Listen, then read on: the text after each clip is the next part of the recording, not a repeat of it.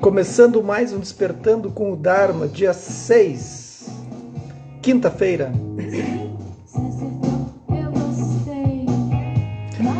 Isso aí eu não conheço bem, eu pesquisei aqui agora. Bom dia, Isis. A música é Gostei, da Varanda e do Baps. Não conheço, achei bacana. Bom dia, Marina. Tudo bem, Isis? Bom dia, Carla. Começando mais um Despertando. Bom dia, Mauro. Tudo certo aí com vocês? Bom dia, Luana. Luana, tu não ia me mandar uma mensagem? Agora que eu lembrei, vi teu nome. Bom dia, Rosana, tudo bem?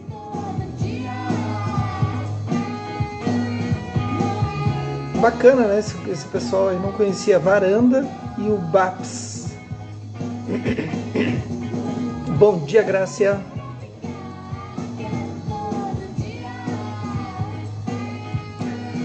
Mas tudo bem, Luana, é assim que funciona. Uma hora tu vai dizer assim, Jeff, me responde tal coisa. Eu vou ficar dias assim, só te deixando no vácuo. Deixa pra mim. Vou anotar aqui pra não esquecer. Bom dia, Ana Karenina. Bom dia, Natalina. Bom dia, Ângela. Vou anotar. Preciso judiar da Luana. Bom dia, Stanley. Bom dia, Ana Tereza. Tudo bem? Começando nossa manhã com Dharma. Bom dia, nega. Tudo certo? Então, começando mais uma quinta, mais um Dharma, mais uma manhã. Bom dia, Grazi. Então é isso. Vamos lá? Então, hoje é quinta-feira, hoje não tem muita notícia. Segue a vida. Sigamos na correria. Vamos começar? Então a gente está lendo esse livro aqui, para quem está chegando agora e vai ver depois, ó, Buda Rebelde, editora Luz da Letra, escrito pelo Ponlop Rinpoche. Bom dia, Eliana. Vai ficar bem quietinha, então tá. Ontem a gente parou por aqui. Vamos começar? Bom dia, Deni. Vamos ver como é que a gente vai entender essa mente maluca que só nos coloca em confusão. Bom dia, Rosalis. Tudo bem? Quando acordamos, vou botar uma frase aqui, o suficiente ao ponto de ver além da nossa confusão, percebemos mesmo os nossos pensamentos e emoções problemáticos são, no fundo, parte de nossa consciência pura. Reconhecer isso nos leva naturalmente a uma experiência de relaxamento, alegria e humor. Já que tudo que vivenciamos no nível relativo é ilusório, não precisamos levar nada tão a sério. Lembra que eu falei ontem? Não se leve então a sério, não se leve então a sério. Do ponto de vista do estado último, é como um sonho lúcido, a vívida brincadeira da própria mente. Quando a gente se der conta que que não é só estudar o budismo, não é só ler, não é só praticar meditação, mas quando eu me der conta que tudo é uma criação, a gente vai sorrir, entenderam? E vai tirar essa cara de seriedade, assim, do tipo, nossa, eu sou super incrível, entende? Aí é tudo uma criação, uma brincadeira na mente, ela está criando o mundo. Ah, tu quer que eu crie esse mundo para ti? Eu vou criar. Vou desenvolver esse mundo, vou desenvolver esse outro, vou desenvolver esse outro. É muito louco isso. E é o legal. Você, poxa, mas então tudo é criar uma criação, aí o que eu faço com isso? Cria outros mundos. Se tudo é uma criação, eu posso criar outras possibilidades de vida o tempo todo. É bacana? Quando estamos despertos em meio a um sonho, não levamos nada do que ocorre muito a sério. Bom dia, Lu. É como dar uma volta nas atrações do Disney World. Um brinquedo nos leva até o céu noturno, onde nos vemos rodeados de estrelas, com as luzes de uma cidade lá embaixo. É muito bonito e nos cativa demais, mas nunca tomamos como sendo real. E quando entramos na casa assombrada, fantasmas, esqueletos e monstros podem nos surpreender, por um instante ou por um pouco mais de tempo. Mas eles também são engraçados, porque sabemos que nada disso é de verdade. Da mesma forma, quando descobrimos a verdadeira natureza da nossa mente, somos liberados de uma ansiedade fundamental, uma sensação básica de medo e preocupação sobre aparências e experiências da vida. Viram que analogia interessante? Claro que é fácil falar, né? Mas é possível praticar. A verdadeira natureza da mente diz: por que se estressar? Relaxe e se sinta bem consigo mesmo. A escolha é nossa, a não ser que tenhamos uma tendência extraordinariamente forte de lutar o tempo todo. Desse modo, até mesmo Disney World se torna um local horrível. E isso também é escolha nossa. Nosso mundo moderno é cheio de opções. Onde quer que estejamos, podemos escolher uma forma ou outra. Isso aí a gente já está cansado de ouvir, né? É sempre uma escolha. E para toda escolha, há sempre duas possibilidades de resultado. Só duas. É sempre 50%. Para um lado, 50% para o outro. É simples. Se a gente perceber, é tudo muito simples. Eu faço uma escolha. Muito bem. Vai dar esse resultado, vai dar outro resultado. Não, mas eu queria que desse sempre certo. Vai, querida, tudo bem. Né? Não, né?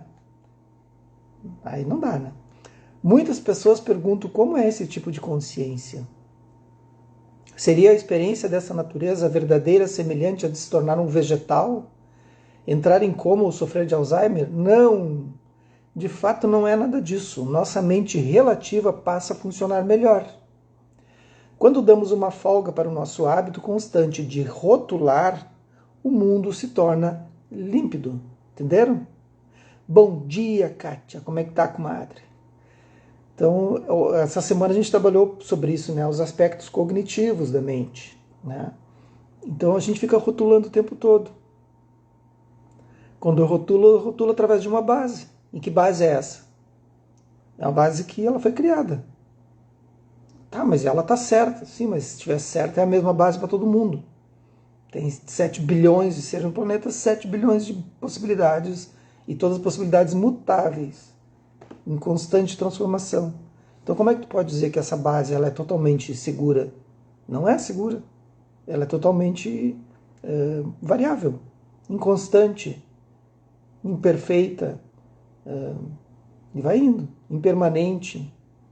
Bom dia, mãe, tudo bem? Ficamos livres para ver com clareza, pensar com clareza e sentir a qualidade viva e desperta de nossas emoções. A abertura, a amplidão e o frescor da experiência fazem com que seja um local muito bonito de se viver. Imagine-se no pico de uma montanha olhando para o mundo em todas as direções sem obstruções. É isso que chamamos de experiência da natureza da mente. Então é um espaço desobstruído, né? Tudo certo até aí? Todo mundo quer experimentar isso? É possível. Com práticas de meditação, tu pode atingir isso assim, em alguns momentos e permanecer nesse estado por alguns segundos. Assim. Agora, se tu te mantém em práticas mais extensas, tu pode manter isso por algumas horas. Bom dia, lazy, tudo bem? Então tu consegue manter essa sensação, esse estado, porque é um estado, não é um traço. É um estado temporário. Traço é o que o Buda alcançou. Ele alcançou um traço permanente. Mas a gente não alcança estados, eles são temporários. Pode alcançar esses estados, que são os falsos samadhis, com práticas bem simples, assim, não precisa muita complexidade. Mas com Vipassana tu consegue permanecer por esses estados por muito mais tempo, mas com práticas de longo período, né? Então, sem ilusão de achar que vai sentar e vai chegar no nirvana, porque não vai. Libertando-nos da ignorância. Se o conhecimento é a chave de nossa liberdade, então, como seguimos de um estado de desconhecimento para um estado de conhecimento? A lógica do caminho budista é bem simples. Começamos com um estado que está confuso e dominado pela ignorância. Quem é que está confuso aí, confuso e está dominado? Levanta a mãozinha, quero ver se vocês estão acordados. Quem é que está confuso? Assim, ou não, né? Não, tá tudo certo, estou super compreendendo tudo que está acontecendo, né? Minha vida está... Pá. Quem é que está confuso? Levanta a mão aí. Eu vou levantar, porque, né?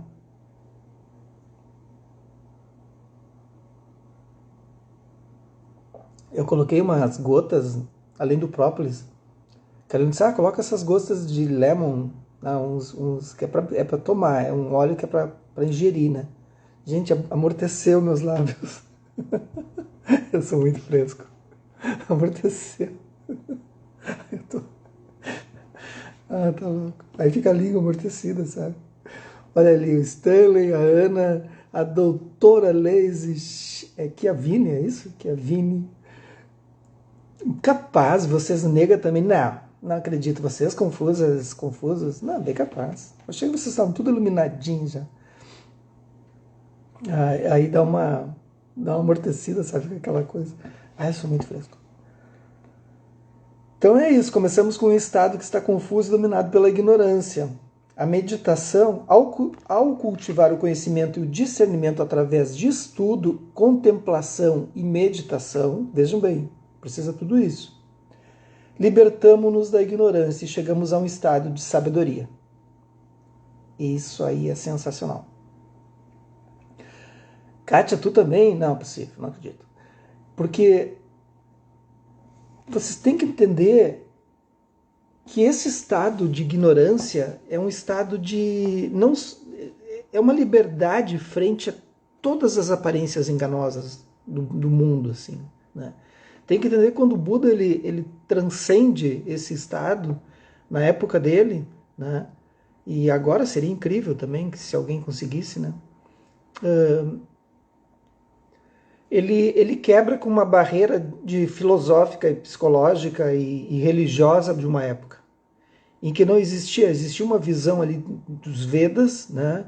Em que eles estavam pressionando, deixando todo mundo sob a égide dos Brahmanes. Tudo que os Brahmanes diziam era lei, era ordem, né? O pessoal não discutia. E hoje é assim também, em várias religiões é assim, né? E o Buda pegou e disse, não, eu vou olhar isso de frente e vou começar a quebrar essas estruturas. Aí que surge então essa questão da quebra e do alcance da sabedoria. Porque existia uma incompreensão dos fatos. E se nós conseguirmos ver isso também, a gente começa a ver que as estruturas religiosas, estruturas políticas que se montam, são estruturas montadas de poder. Nada mais do que isso. Nada mais do que isso. Mais como estruturas montadas de poder. E eu consigo olhar frente a isso e perceber esse estado que eu estou aprisionado a essas estruturas e estou sendo levado para essa corrente. Agora a estrutura de poder que nós temos aqui é o algoritmo, né? O novo Deus, a nova religião é o algoritmo. Ela vai nos dizer para onde a gente vai, o que deve comprar, como se vestir, como falar, como postar. O novo Deus é o algoritmo. A gente deveria erguer uma estátua para o algoritmo, 01, 10, sabe? E aí fazer prostrações o dia inteiro. Algoritmo 01, sabe? Porque é verdade. Nós estamos completamente presos a esse sistema. Um dia vai chegar uma civilização aqui no planeta Terra, daqui a 100 mil anos, e eles vão olhar assim, vai ter 0, assim. Eles vão dizer, olha só, era o Deus algoritmo. Estão achando que eu estou brincando? É sério? O Yuval Harari falou isso, né? O Yuval é um praticante de Vipassana, assim como eu. A gente fez a mesma formação com o Goenka-ji, né? um mestre birmanês. Aliás, a Amanda, que dá aula de yoga aqui, está lá nesse momento, fazendo a prática. Está isolada, ficará isolada por 10 dias em Vipassana, meditando dia e noite, ininterruptamente. A gente fui preparando, ajudando ela a se preparar para esse momento. Então ela está lá agora. Vamos ver o que vai acontecer. Daí o Yuval Harari disse, se a gente não conseguir dominar, estudar a nossa mente, e com que ela não oscile frente às aparências enganosas, o algoritmo vai dizer o que a gente deve fazer. Então a gente precisa estudar isso. Bom dia, Vera. É muito sério isso, gente. Eu brinco bastante aqui, porque chegou num ponto assim que se não brincar a gente enlouquece. Porque é muito sério. Muito sério. Talvez vocês não estejam vendo isso. Por exemplo, vocês perceberam, não sei se vocês seguem a Rita Von Hunt, né, que é uma persona, né, e ela falando sobre o novo holocausto. E ninguém está vendo isso. Ninguém está vendo o novo holocausto. O novo holocausto vai acontecer, e já está acontecendo, contra os LGBTQ+. Né? Tem um pastor, inclusive, que diz que os fiéis deveriam atentar e matar, dizimar todos os LGBTQ+. Vocês têm noção do que isso causa no algoritmo? Esse maluco, esse psicopata, esse sociopata, esse demente, né? E essas pessoas que olham para essas pessoas, esses seres lindos, né? E veem dessa maneira como e ele disse, é uma aberração, né? Que coisa maluca. E aí a Rita tá anunciando assim o tempo todo, gente, todo mundo ficou preocupado e deve, né, com a questão do nazismo e tudo mais. Vocês não estão entendendo que está vindo um novo sistema e vai ser pior do que o Holocausto. Olha que loucura isso. Eu fui numa palestra dela. Ela é maravilhosa. Nossa, é palestra presencial que teve aqui. Ela é incrível, extremamente inteligente, extremamente inteligente. Um QI absurdo. Bom, vamos voltar. Quanto mais trabalhamos com a nossa inteligência, mais ela se torna aguçada e penetrante. Tá aí. Tudo isso me deixa muito angustiado. Deixa mesmo, mas a gente tem que continuar, Ana Teresa, fazendo isso. Né? Eu acredito muito nesse Dharma das manhãs aqui, acredito nessas sementes que são lançadas, cada um fazendo uma parte, assim, indo contra, resistindo contra essa frente, sabe? Essa frente ignorante que se formou, assim, da direita conservadora, da esquerda radical, tá? Para não ficar só de um lado ou de outro, dessas formas de manifestações contrárias à liberdade e à democracia, né, aos estados democráticos. Isso nunca vai dar certo. Nunca deu certo em nenhum período da história da civilização humana. Quanto mais trabalhamos com a nossa inteligência, mais ela se torna aguçada e penetrante. Finalmente, ela se torna tão afiada que corta os próprios conceitos e a ignorância que nos mantém presos ao sofrimento. O que estamos fazendo é treinar a nossa mente para libertar a si própria. Estamos exercitando, desenvolvendo e reforçando o nosso Buda rebelde. Olha que maluco isso. Ontem eu estava assistindo um pedacinho, assim, um documentário sobre a música popular brasileira, que você sabe que eu amo, né? No período da ditadura. Né? E aí eles falando, o mais incrível, né? Então falando dos ditadores da direita conservadora, né? Como eu disse, a direita conservadora e a esquerda radical são coisas que têm que ser dizimadas, né? Tem que desaparecer do planeta, né? Essas pessoas e esses pensamentos, assim, tipo, ser suprimido, assim, de uma forma do tipo intelectual, não matar, entenderam? Suprimir intelectualmente, explicar. Só que aí que tá. Os músicos falando, né? Que eles faziam a censura, os ditadores faziam a censura das músicas, mas na verdade eles diziam, eu não entendi o que ele está querendo dizer.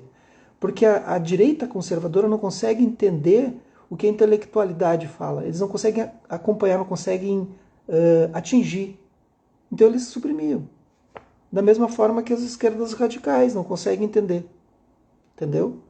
Então a gente tem que ter essa compreensão disso, que as pessoas não conseguem atingir esse nível de intelectualidade. Me desculpe dizer isso, mas... E talvez alguém aí vai ouvir esse vídeo e é de direita conservadora ou esquerda radical, mas não consegue compreender.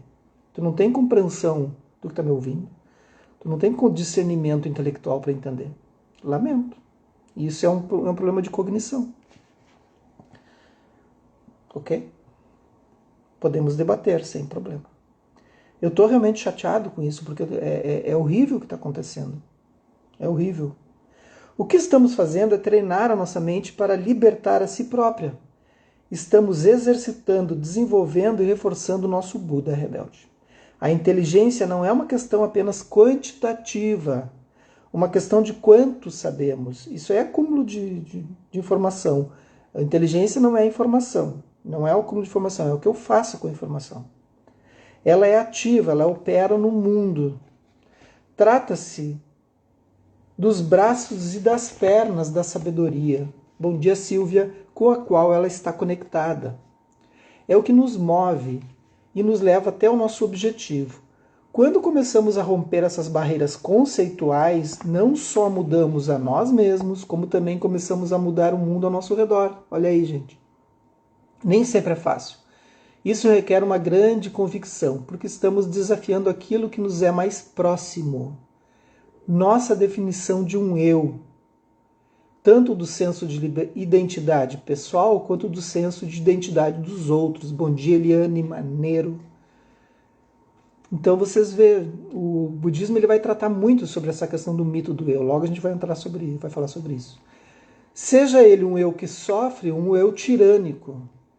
É o eu que conhecemos e ao qual sempre demos importância. Mas quando vemos a sua realidade, vemos esse eu desnudo, livre de todos os conceitos. Os conceitos são os condicionamentos, as formas como a gente vê o mundo, né? Através da nossa educação, da nossa cultura, da nossa origem, da nossa descendência. E a gente diz, tá, eu sou isso. Não, tu não é isso, isso é uma construção. Uma coisa é dizer que o imperador está nu, e outra, bem diferente, é afirmar isso quando você mesmo é o imperador. O mito do eu. Vamos terminar esse capítulo hoje. Tem mais uma folha aqui. Eu acho que o mito do eu é sensacional no budismo. É a única compreensão filosófica que quebra com o mito, com a existência de um eu. Isso tem implicações históricas, inclusive. Amanhã eu explico um pouco melhor, se ele não falar aqui. Imagine que olhamos para a nossa mão, certo dia, e reparamos que ela está fechada, ok? Formando um punho. Está segurando algo tão vital que não conseguimos largar. O punho está tão fechado que a mão chega a doer. Imaginem a cena aí, gente. A dor na mão viaja até o braço e a tensão se espalha pelo corpo. Isso segue por anos a fio. Às vezes, tentamos tomar uma aspirina, assistir à televisão ou saltar de paraquedas. Eu não posso tomar aspirina. Eu quase desmaio se eu tomo uma aspirina, é verdade? Tomar uma aspirina, o ácido acetil salicílico, eu sai do ar, assim. A vida segue. Um dia, esquecemos o que era tão importante, então a mão se abre. Não há nada ali. Imagine a surpresa. Vocês entenderam? A gente está preso, agarrando alguma coisa, assim como se fosse aquilo muito importante. E um dia a mão se abre naturalmente. A mente desperta. O Buda ensinou que a causa a raiz de nosso sofrimento, a ignorância, a vidya, é o que dá surgimento a essa tendência de agarrar. A questão que deveríamos nos colocar é: a que estou me agarrando? Deveríamos olhar bem fundo esse processo, para ver se realmente há algo ali. De acordo com Buda, estamos nos agarrando a um mito. É só um pensamento que repete eu tantas vezes que cria um eu ilusório, tal como um holograma que tomamos por sólido e real. Isso aqui é muito importante, gente. A cada pensamento, a cada emoção, esse eu aparece como o pensador e também como aquele que vivencia. E ainda assim é apenas outra fabricação da mente. É um hábito muito antigo, tão arraigado que esse próprio agarrar se torna também ele próprio parte de nossa identidade. Se não estivéssemos nos agarrando a esse pensamento de eu, poderíamos sentir que algo muito familiar, como um amigo próximo, está faltando e assim uma dor crônica repentinamente desapareceria. Como se segurássemos um objeto imaginário, nosso agarramento ao eu não nos ajuda muito. Ele apenas nos dá dores de cabeça e úlceras. Gente, as doenças que nós temos é porque a gente está agarrando e tentando sustentar uma ilusão de que somos um eu sólido e fixo. Observem isso. É muito difícil sustentar esse eu que a gente imagina ser. E logo desenvolvemos muitos outros tipos de sofrimento com base nele. Esse eu passa a defender a todo custo os próprios interesses. Eu preciso defender minha identidade, me manter. Cada coisa que chega perto de mim, que vai dizer que não é aquilo, eu defendo com unhas e dentes. Mas só que eu estou defendendo o quê? Se ele é totalmente inconstante, impermanente, imutável. Entende a loucura disso que a gente defende? E no instante em que temos o pensamento do eu e outro, surge a dualidade, o drama de nós e eles se desenvolve. Tudo acontece em um piscar de olhos. Agarramos o lado do eu e decidimos se o outro está a nosso favor, contra nós ou não, contra nós ou se não faz diferença. Enfim, estabelecemos as nossas intenções com relação a um objeto. Sentimos desejo e o queremos atrair. Com relação a outro, sentimos medo e hostilidade e o queremos repelir. E com relação a mais um outro objeto, somos indiferentes ou apenas ignoramos. Ou seja, ou a gente gosta, ou a gente tem aversão, ou a gente tem indiferença. Mas tudo em relação a esse eu, para preservar a existência desse eu, que foi criado. Entendam isso, olha que loucura! Dessa forma, o nascimento das nossas emoções e dos nossos julgamentos neuróticos é o resultado desse nosso agarramento ao eu e ao meu. No fim, não estamos livres nem mesmo frente aos nossos próprios julgamentos. Admiramos algumas de nossas qualidades e logo nos inflamos todos. Desdenhamos outras qualidades e logo criticamos a nós mesmos. E assim ignoramos boa parte da dor que realmente sentimos, totalmente engajados nessa luta interna para sermos felizes com quem somos. Para finalizar aqui esse parágrafo, por que persistimos nisso, gente? Quando nos sentiríamos tão melhor e mais relaxados se simplesmente soltássemos? A verdadeira natureza da nossa mente está sempre presente, mas por não enxergá-la, acabamos nos apegando ao que conseguimos ver e tentando fazer dela algo que não é. Complicações desse tipo parecem ser o único jeito que o ego tem para se manter, isto é, criando um labirinto ou uma sala de espelhos para nos confundir. Nossa mente neurótica se torna tão revolta e enredada que fica difícil para nós rastrearmos o que ela está fazendo. Investimos nesse grande esforço apenas para nos convencer de que encontramos algo sólido dentro da natureza insubstancial de nossa mente, uma entidade separada e permanente. Algo que podemos chamar de eu. Ainda assim, ao fazer isso, estamos indo na contramão da verdadeira natureza das coisas, da realidade. Estamos tentando congelar a experiência, criar algo sólido, tangível e estável com algo que não tem essa natureza. Pensamos que abandonar esse pensamento de um eu é uma loucura. Pensamos que a nossa vida depende desse pensamento, mas na verdade, a nossa liberdade depende de nós o abandonarmos. Sensacional. Isso aqui é todo o budismo. Isso aqui é toda a estrutura da mente. É tudo. Toda a filosofia foi baseada nesses parágrafos, agora esses últimos. A psicanálise foi montada em cima disso.